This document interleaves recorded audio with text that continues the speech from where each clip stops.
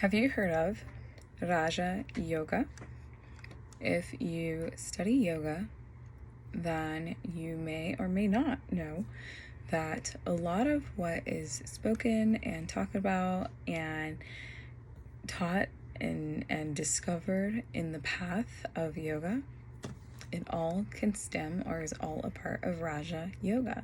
Raja Yoga can contain different pieces and parts, the knowledge and self-study, the bhakti, the karma, the hatha, all of these wonderful pieces that make up the yoga practice, especially if you're a teacher. You have your yamas, your niyamas, your asanas, your meditation, your concentration, your withdrawal of senses. And I find it so wild that I'm just now learning so much about Raja Yoga in the yoga therapy program. I don't know if maybe I just fell asleep, or I don't know, I've never heard of Raja Yoga. I had no idea that. As I was reading through, at first I was like, oh, is this just a piece or style of yoga? But no, it is actually all of what we practice and preach and make our day-to-day all in one. And what's so beautiful is I used to, when I had the pet care business, I had a client whose dog's name was Raja. And now I kind of see the correlation here with that name, as Raja meaning king or royal. And this dog was so lucky. This client went and got this dog.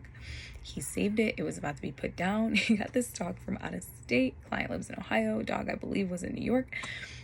Just this wonderful, beautiful story.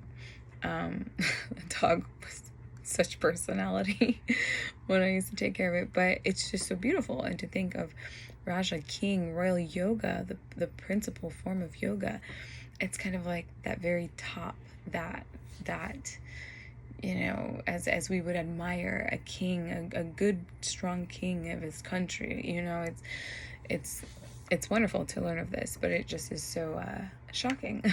And in the essence of Raja Yoga, it is the yoga of the mind, the body control, like I said, with that focus on meditation, energetics.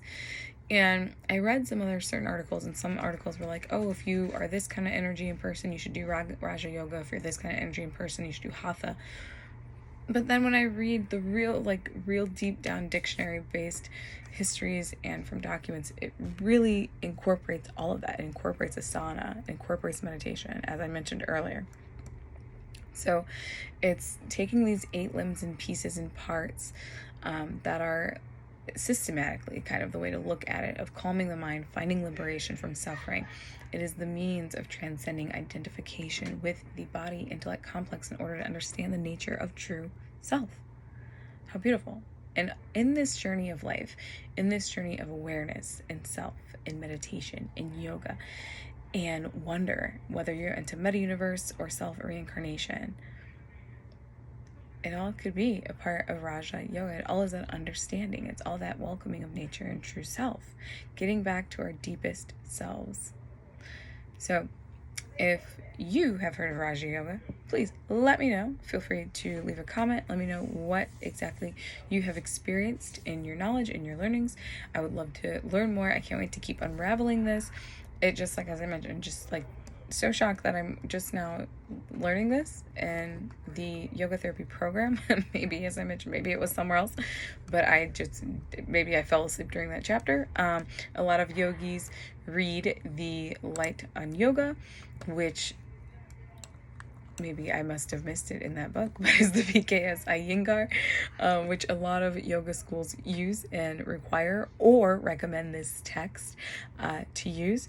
But yeah, even if you're just a self-study yoga practitioner, you know, what are the pieces and parts that you know? It's so beautiful to learn all these pieces and parts and find them all under this one umbrella of royal, of king, of so many beautiful words I could say, but I'll leave it there. Be in touch soon.